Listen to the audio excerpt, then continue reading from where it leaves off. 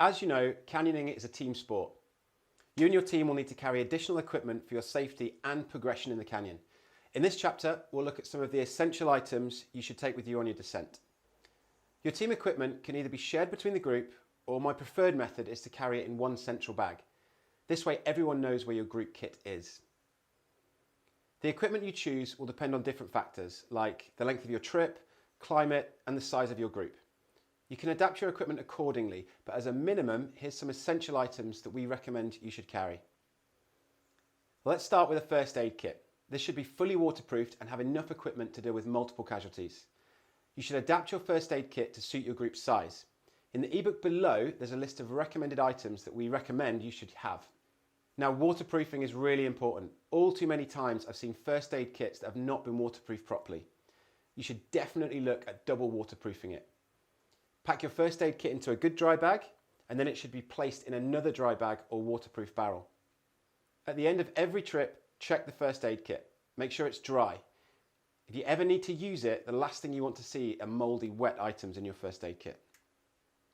Now, in the event of an accident or an incident, or even a time of prolonged waiting, you should have some form of shelter.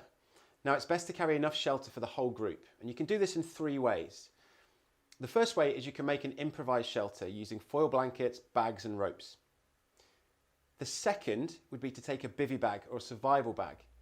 Now, these are great for one person and can be very effective at retaining body heat. A top tip is to take a candle and a lighter, and this can be used to generate heat really quickly inside the bag. Or a third way is you could take a specifically designed group shelter. Now, with these you can get multiple people in one place, which generates a huge amount of heat quickly. In addition to this essential equipment, you may want to carry extras depending on where you are. For example, a flask with a hot drink for really cold environments, food and water for lengthy descents, and extra thermals for when you're in dry canyons. You should also consider some form of water purification, and this can be essential in jungle areas or low-level canyons where there is likely to be a lot of bacteria or man-made waste in the water. So in summary, your group equipment should be selected according to the group's size, the climate, the length of trip, and the canyon condition. Make sure you carry essential equipment and your team knows where it is located.